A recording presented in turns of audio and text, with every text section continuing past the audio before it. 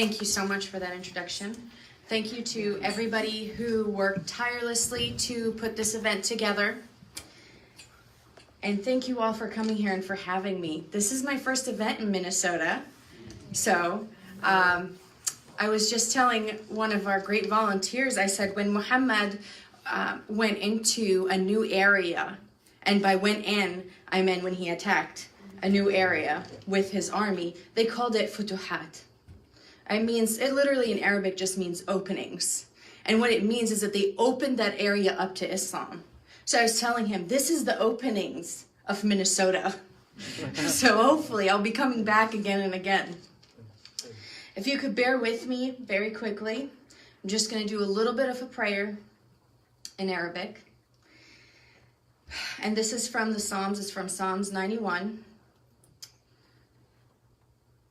يسقط عن جانبك ألف وربوات عن يمينك إليك لا يقرب إنما بعينيك تنظر وترى مجازات الأشرار لأنك قلت أنت يا رب ملجئي جعلت العلي مسكنك لا يلاقيك شر ولا تدنو ضربة من خيمتك لأنه يوصي ملائكته بك لكي يحفظك في كل طرقك على الأيدي يحملونك لأنك تصدم بحجر رجلك على الأسد والسلطة والشبل والثعبان تدوس لأنك تعلق بي أنجيه أرفعه لأنه عرف اسمي يدعوني فأستجيب له معه أنا في الضيق أنقذه وأمجده من طول الأيام أشبعه وأريه خلاصه.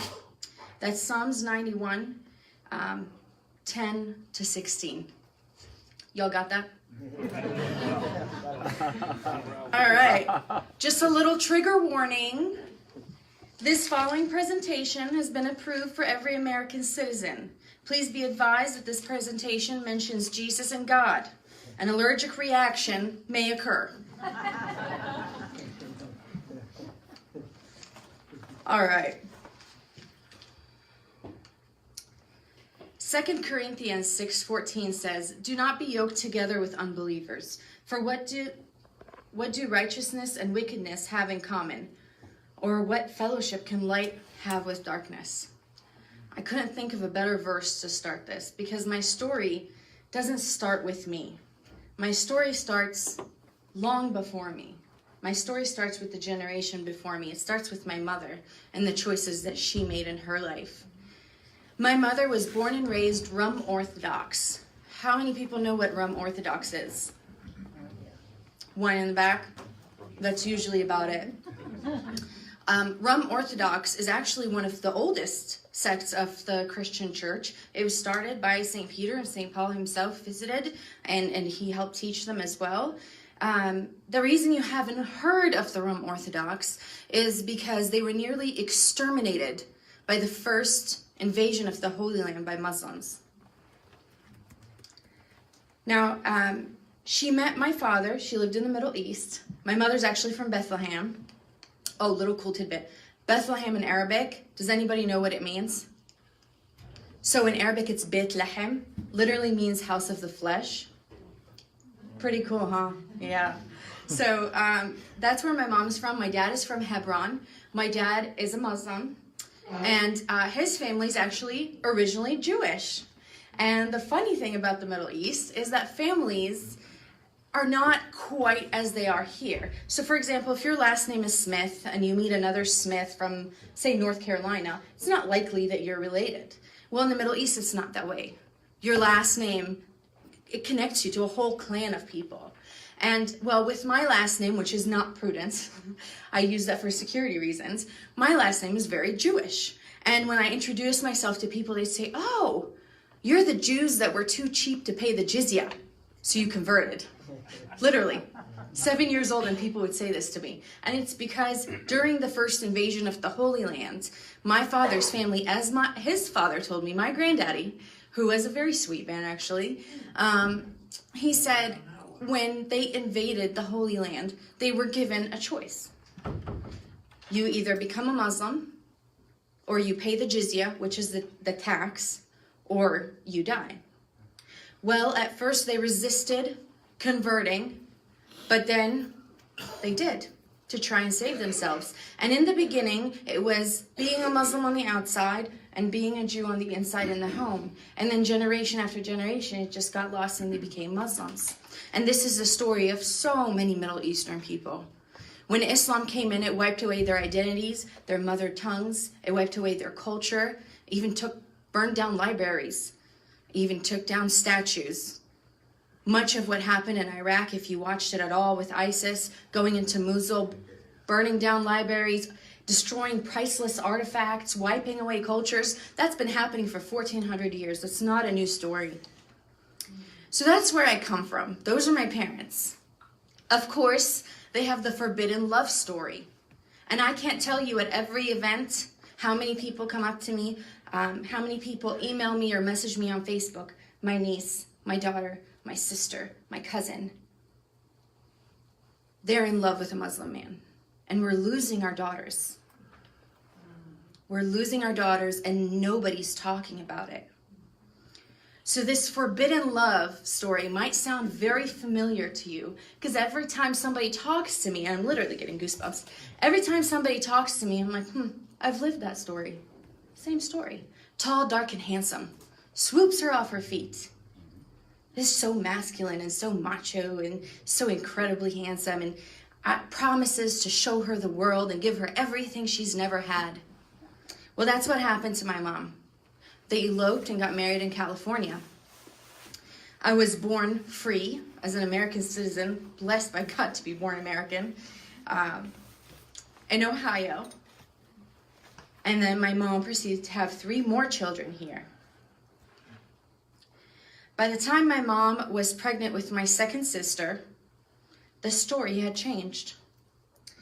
It was no longer the love and romance and drawing a Christmas tree inside of a crescent moon, which is the symbol for Islam, or drawing a cross with a crescent moon. My dad actually married my mom in a church too. They got married in a mosque and they got married in a church. By the time my mom was pregnant with my second sister, Christ was not allowed in the house. The Bible was not allowed in the house. My mother was not allowed to work. She's not allowed to talk to her family as much as she wanted. They were only allowed to be there for the amount of time that he said they could be there. And this was right here in the States in the late 80s, early 90s. Well, my mom was about 9 months pregnant with my second sister when my dad said, if you don't convert to Islam, I'm going to take the kids and go back to the Middle East. And you're never going to see your children again. So November 1st of that year, my mom went before a mosque filled with men, and right in front of them, the imam, who's the leader of the mosque, said, do you deny Jesus the Christ? Well, I'm going to reassure you that this is not the normal procedure for becoming a Muslim. The normal procedure for becoming a Muslim is simply just saying the Shahada, right? I testify there's no God but Allah, and the testimony about Muhammad.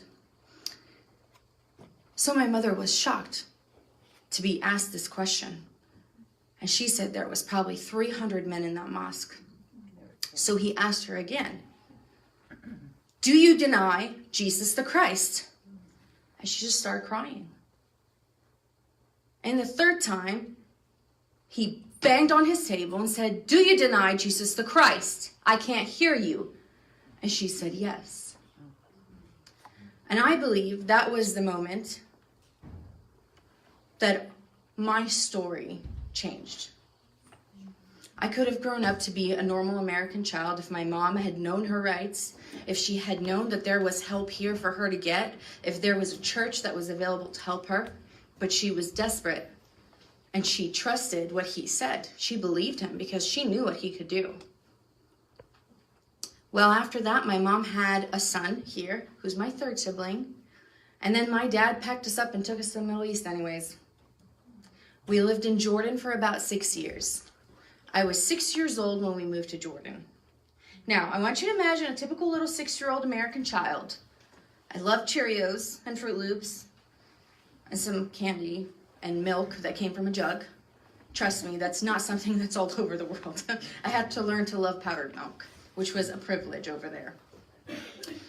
And I got moved to a place that was completely different than what I had known. Not only was the food different, not only was the culture different, not only was the music different, but I no longer had a voice. I was constantly told to shut up and be quiet. I was constantly told to obey. I entered into what I call Satan's playground. And in Satan's playground, God is not king. Satan is. And that means that everybody plays by his rules. And being an American child with a mother who's a Christian convert, and also being a female, doesn't grant me a whole heck of a lot of rights. It was a privilege for me to even be breathing. Unfortunately, I found out that in Satan's playground, you can get molested as a child by your family. My dad's brother and my dad's uncle helped themselves to myself and to one of my sisters. When my mother protested, she got beaten and sent to live with her family's house. And then my dad's mother came out and told me that I was filthy and dirty, just like my Christian mother coming off the streets, that this doesn't happen in Muslim families. This just happens in Christian families, that her son would never do such a thing. Well, my father knew what was going on. I told him all of the details, but he didn't do anything either. He was all brushed under the rug and move on with life as usual. My mother went from living in relative freedom in the United States, where at least she didn't get hit every day, to getting beaten on a regular basis. Well, one day she decided that that was enough. We lived in Jordan. Now, Jordan, as you might know from the media, is a moderate Islamic country, right? It was the first day of Ramadan. Ramadan is the holy month where they do the fasting. If you ever notice, all of the attacks increase in Ramadan. Oh, yeah. That's because any good deed, right? Any good deed that you do in Ramadan as a Muslim is multiplied by 70 or something, okay? So if you get 72 virgins outside of Ramadan, I get it 72 times 70. And, you know, my husband always says he doesn't even have time for one. So I don't know how they're going to have time for all of that. It was the first day of Ramadan, and I grew up in Sunni Islam. Sunni Islam makes about over 90% of Muslims worldwide. Okay? In Sunni Islam, you are not allowed to beat your wife on the face. Everywhere else is fair game. So on the first day of Ramadan, my dad beat my mom and got on her face. And her face was bloodied and bruised, and she decided this is it. She took herself to the mosque, and she went to the sheikh and said, "Ya sheikh, this is what my husband did to me." He was outraged. He told his guard, "Go get him, and if he doesn't come, pull him by the ear." Let's pause here for a second. What kind of church has that authority here in the States? No church. Mosques in the United States have the same authority they do in the Middle East. Just because it does not comply with the United States, they don't care. So the sheikh in the Middle East has authority to get somebody to him and to put him in jail. My dad comes in. Now, the sheikh says, "How could you do this to your wife? It's the first day of Ramadan. Have you no fear of Allah?" My dad looks at my mom, then looks at the sheikh and goes, "Yeah, sheikh, she's a Christian convert, and she cursed Allah's name on the first day of Ramadan, and I lost it." The sheikh turned around to my mom and said, "Go home. There's nothing I could do for you." That's justice in Islam. Well, the physical, verbal, mental, sexual abuse went from my mother to us. Nobody was spared. And as I was learning about being a Muslim little girl, I learned quickly that really the only way to kind of save yourself somewhat is to become a good Muslim girl. Well, what does it mean to be a good Muslim girl? It means you obey, your eyes are in the ground, and you do exactly what Muhammad wants you to do. Fantastic. I'm 10 years old. Here I am being taught in Islam Salam. Islam is peace. The other part they don't tell you is that in the Middle East they say, and one day the flag of Islam will fly over the White House. That was something that was said at like dinner, okay? And just a little tidbit in here, my dad's family, not religious at all. I grew up, none of my aunts wore the hijab. In fact, one of my aunts put up a Christmas tree. He beat her for that too. But they were not religious at all. They were very moderate. My grandma never wore the hijab. They went out whenever they wanted. My uncles went to the casinos. They had girlfriends. So this is what happens in a moderate, westernized family. So I decided at 10 years old that I was going to honor my father, and I was going to be a good Muslim girl. I was going to make him proud of me, and he will love me. Surely he will. So what did I do? I woke up, I put on my hijab. I decided I was going to start wearing the hijab. I'm going to start doing the prayers 5 times a day. Mind you, I had never even seen my father open up a Quran in the house. And I was going to start learning everything about Muhammad because I want to be just like him. Well, here's what I learned. Quran chapter 4, verse 34. And everything that I'm quoting to you, I got from Islamic websites. These are not my translations. These are 100% from Quran.com or from the Tafsir online. Men are in charge of women by right of what Allah has given one over the other and what they spend from their wealth. So righteous women are devoutly obedient, guarding in the husband's absence what Allah would have them guard. But those from whom you fear arrogance, first advise them. Then if they persist, forsake them in bed, and then strike them. But if they obey you, seek no means against them. Indeed, Allah is ever exalted and grand. Now, the true translation of this, bless you, is, but those from whom you fear arrogance. Actually, it's in there. I apologize. You fear arrogance. That means that they haven't yet disobeyed you, but you think they might. You think they might be flippant with you. Beat them. And notice how it doesn't say, beat them a little bit, beat them here and there. It just says beat them. Don't stop until they obey you. So this is where a lot of honor killing comes from. When a woman is not obedient. So I learned that everything that's been happening to my mother and to myself and my siblings is completely what is called halal. Does anybody know what halal means? Halal, you'll see it on meat markets if you have them here.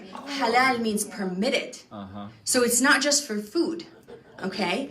Halal food is food that was sacrificed in the way for Allah. By the way, it's gruesome. And it's not humane at all. It's terrible. And it's preyed upon and sacrificed for Allah, and it's got to face Mecca, and it's a lot of legalistic stuff. It's like, come on, people are hungry. Just let's move on. But halal is anything that Allah or Muhammad permits.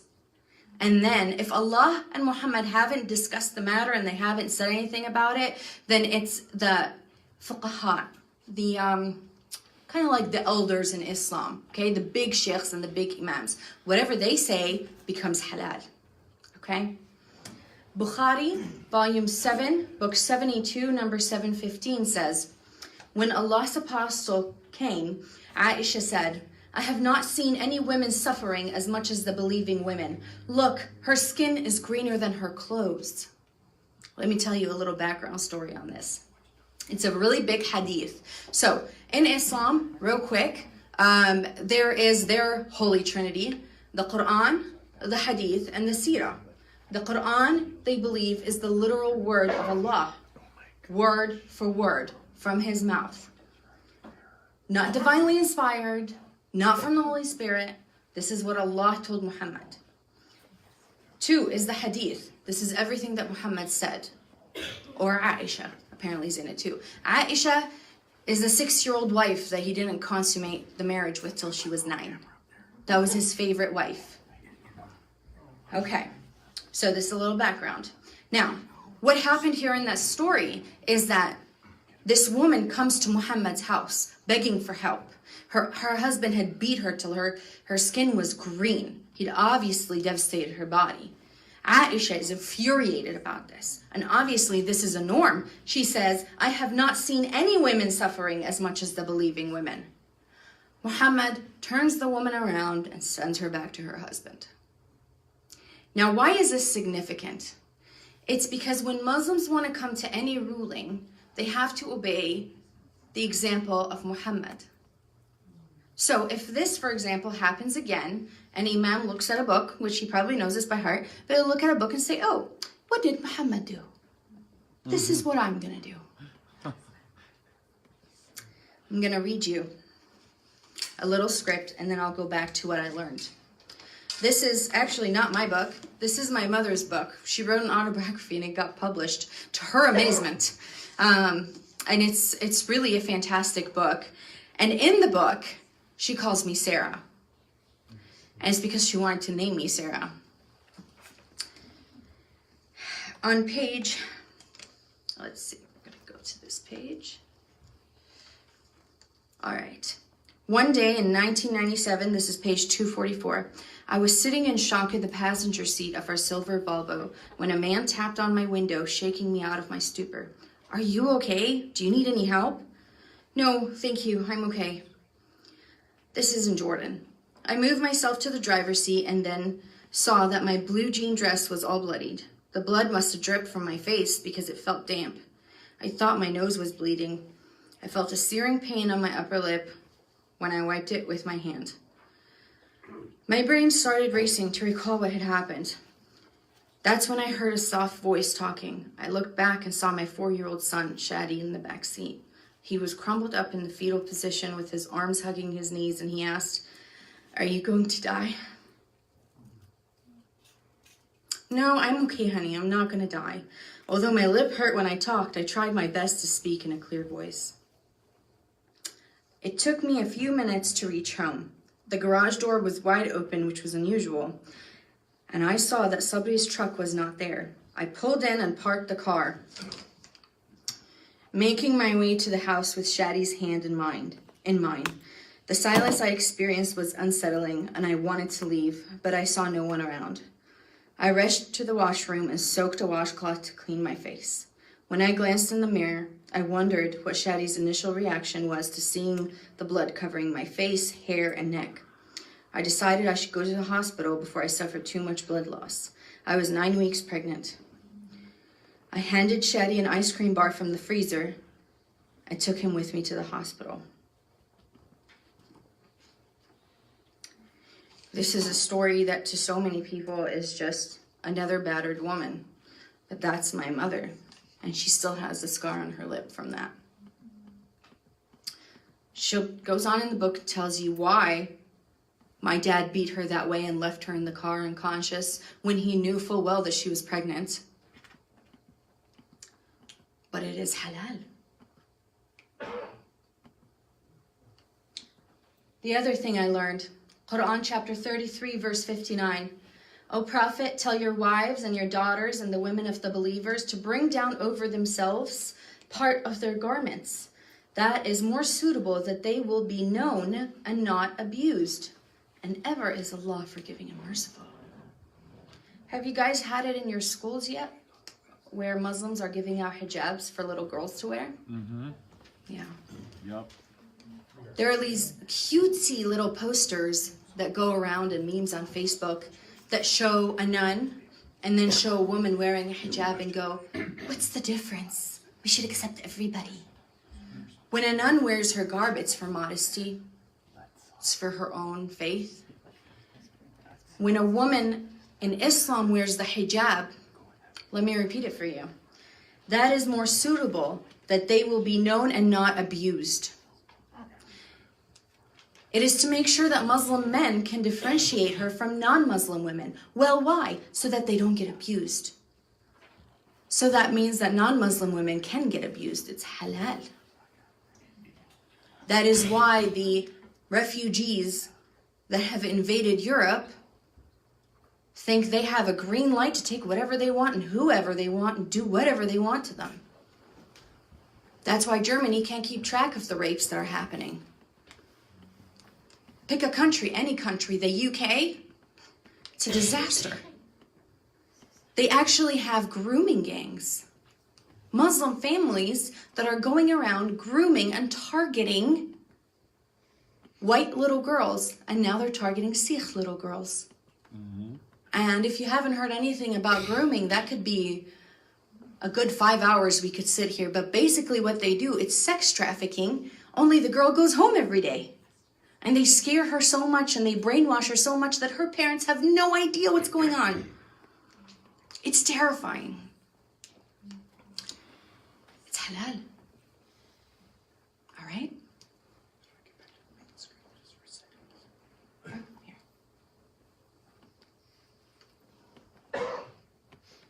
You want to go into here? For settings? Okay. All right. So the next one is Quran 2:282. Quran 2:82, I don't know it by heart, but basically it says, bring from among you 2 witnesses. And if you don't have 2 male Muslim witnesses, bring from among those who you accept a witness from, 1 man and 2 women.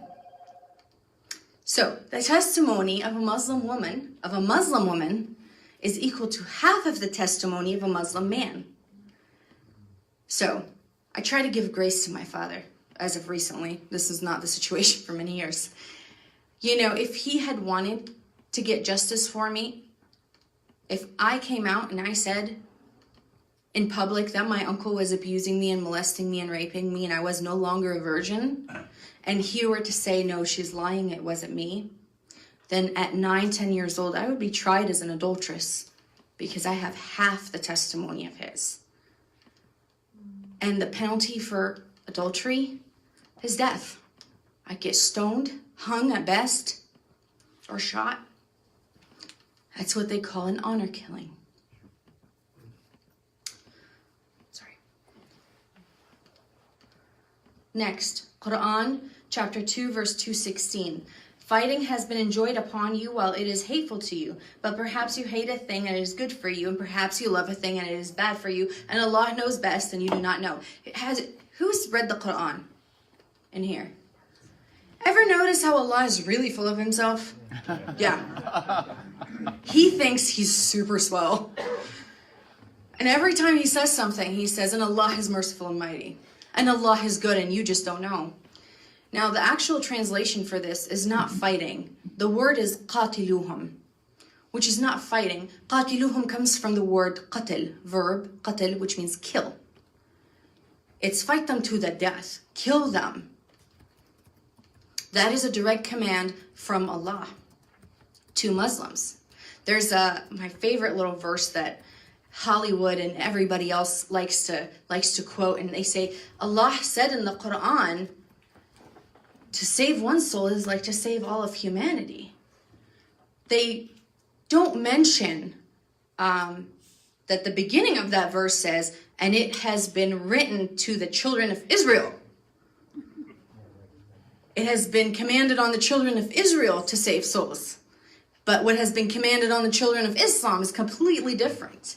And this is not just one time. This is repeated thoroughly throughout the Quran. Sorry. Let's look at the next one. This is hadith. It's Bukhari, volume 9, book 83, hadith number 17. Muhammad, a Muslim who has admitted that there is no God but Allah and that I am his prophet, may not be killed except for 3 reasons: punishment for murder, adultery, or apostasy. Any Muslim cannot be killed but for these 3 reasons.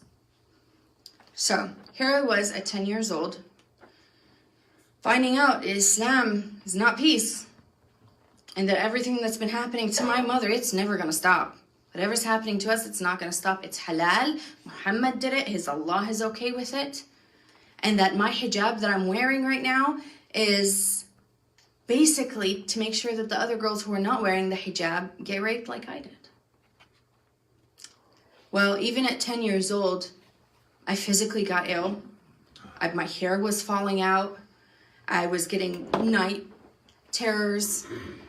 And I finally decided that this is not for me. That if this is the God of the universe, I'd rather go to his hell than actually follow him. But of course I couldn't say anything because I studied Islam. And I know that if I said anything, I'd get killed. And there's a good chance that my mother would get killed too because she's a Christian convert. So they'd look at her and say, you did this to your children. You see, in Islam, children are not really the property of their parents. They're the property of what is called the Ummah. The Ummah is the nation, not the Nation of Islam, the group that's here. It's the entirety of Muslims all over the world. Of course, then you have the Sunni Muslims and the Shia Muslims. They've been killing each other for 1,400 years. So when they can't find somebody else to kill, they just turn to each other. So, what am I to do? I took off the hijab, and like I said, I came from a really lenient family. Nobody cared. Nobody even ever went to the mosque except for on Eid, which is their, their holidays. So I took it off and I just went with life as normal. Well, 6 years of living in Jordan, I was 12. My dad moved us to Dubai. Does anybody know what Dubai is? Where Dubai is? Yeah. It's pretty famous. Tourism, come to Dubai. Modern Islam. Slide on the sand. Not cool. Riding a camel, overrated. Honestly, those things spit and puke and they're gross. Yeah. Yeah.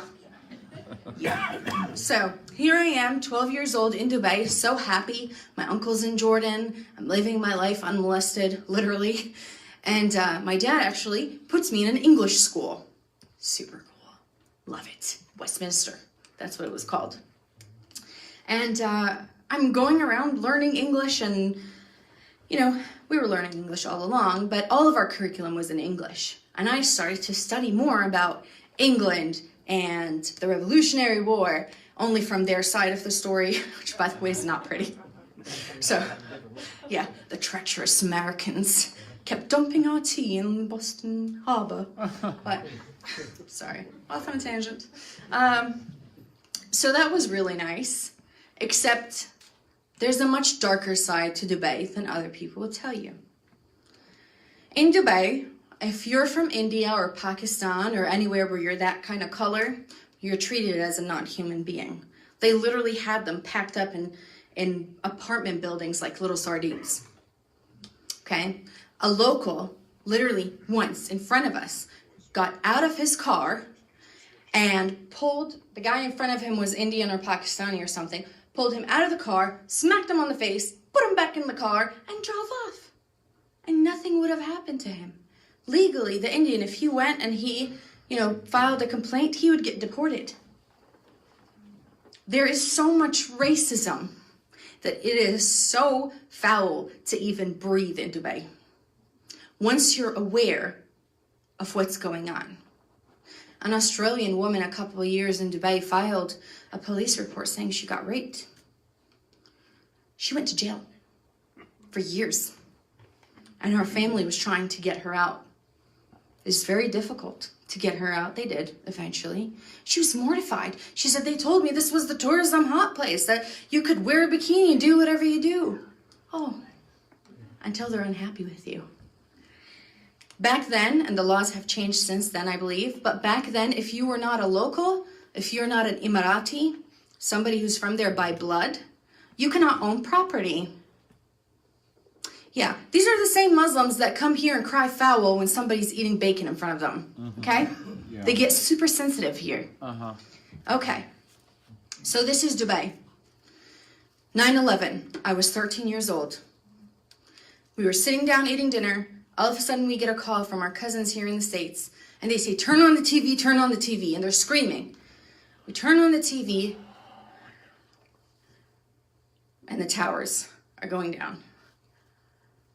And I am watching as my dad is doing the debka. Does anybody know what a debka is? It's their little dance that they do in a line. Yeah, he's doing the debka back there. My dad is doing that. He's screaming Allahu Akbar. He's laughing. And I'm just watching. And it was devastating. It was devastating because, y'all, that was my escape plan. I was going to go back home where everything was going to be okay again. And now it's being torn apart, and I knew right away who did it. I already studied. I knew what they wanted. They told me in school. They said it on TV. They said it in the family room, that they want to take over America, that they want to kill the Zionist pigs and the American infidels. That was normal. So here I am watching the towers go down. My mom is watching, and she literally looks like one of those balls in that machine. What is it called when you pull it and it bounces all over the place? Pachinko? Yes. Oh. That's what she looks like. She's in complete panic mode. She's trying to grab all of the kids and get them out of the room. And I just sat on the couch. I fell and everything went quiet. And all I could see is the rerun of the towers going down over and over and over again. My dad eventually walked out and went out partying with his friends, and the sound finally came back. And here are the cars honking their horns. I go out to our veranda. They're all shouting Allahu Akbar, raising their green Muslim flags. They're giving out candy right in front of me. And I am just watching as these people are celebrating the death of people they don't even know.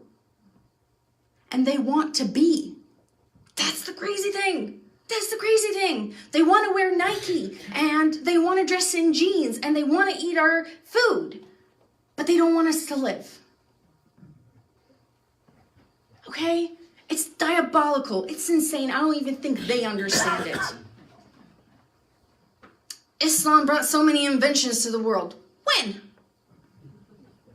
Please, you're the only people trying to take us back 1,400 years. Everybody else is trying to move forward. Yup. So, what do? I'm 13 years old. I'm outnumbered in this country. I'm outpowered. What any sane human being would do. I wore my proud to be born in the USA t-shirt. Yep. Right here. And I went out to the mall. And as I was walking in the mall with my very proud, and it had a big smiley face on it and like an American flag bandana. As I was walking, sure as anything, I got spit on from the second level. And I look up, and there's two Emiratis, and they're natives, right? In their white little dresses that they wear, just dashes. And they started laughing. So, what do? I run after them.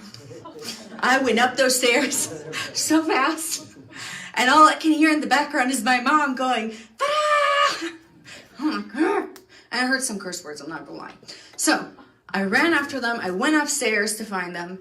And there's two policemen standing there. And I said, where are the guys that were just here? And they spit on me. Like, spit's still on my head. They started laughing and said, we didn't see anything. Okay. 1 point to them, 0 for me. But still lots of fierceness, okay? Lots of fierceness. John McCain said, I fell in love with my country when I was a prisoner in someone else's. Let me tell you, there's no prison like being a Muslim woman. Even worse, being the daughter of a Christian convert. I'm going to show you some pictures here. I'm going to try and enlarge them.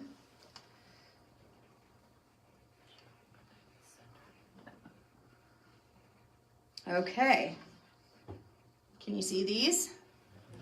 That's me as a kid. Y'all go ahead and say go. Aww. Okay, thank you.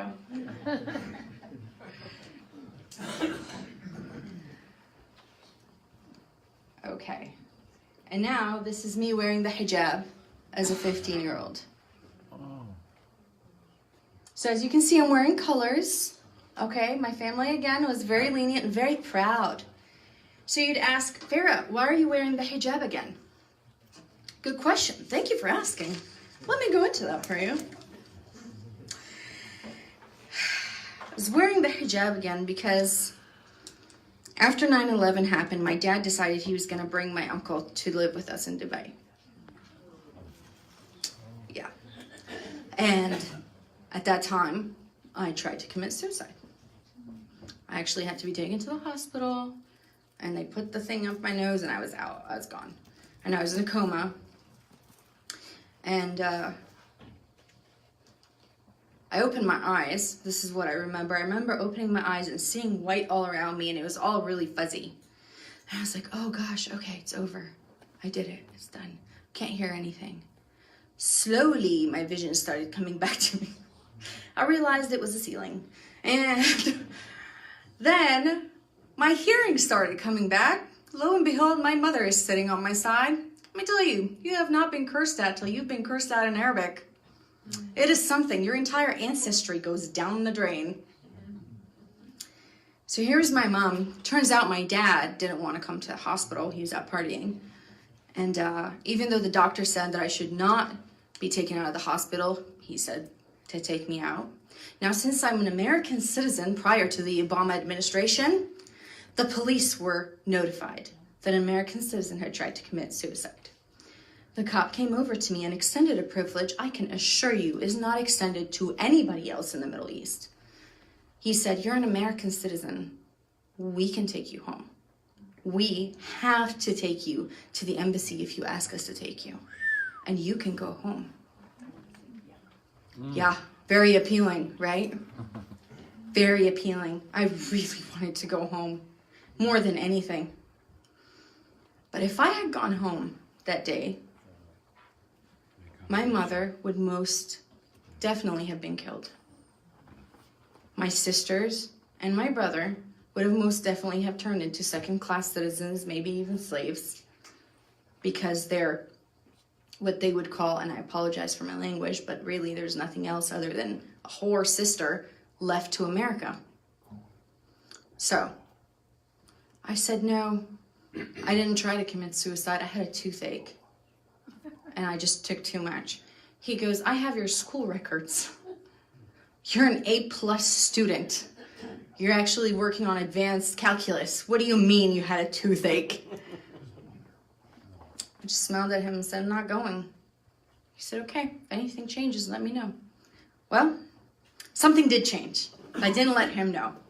One day, I overheard. By overheard, I mean my mom and dad went into the living room, closed the doors, and my ear got onto the glass, real close. And I overheard my dad saying that he got a visa to Canada. But he was worried that if he took us to Canada, that the children would lose their religion. So, what do? I go and look up Canada on a map. Where's Canada? Oh, that's really close. That's where I need to go. It's frozen, but that's okay. That's where I need to go. So, what do? The next day, got up, put my hijab on, put my black dashdash abaya on. I mean, this is like the utmost act of obedience. Started praying again, started talking about Muhammad and how great he was. My dad ate it all up. Like a baby with candy. It's fantastic. Well, then he told us, "I'm thinking about taking you all to Canada." I said, "Dad, that's fantastic. We could do dawah there." Dawah. It's telling people to come into Islam. It's inviting people, luring them into Islam, right? Please don't judge me. I was 14 years old and I needed out. I would lie, cheat, steal. I would do whatever I needed to get out of there. So, you know, Psalms 46:10 says, "Be still and know that I'm God." He's really great. What a show off. Just wait and see. My dad still was not convinced. I still felt like he needed that little extra oomph.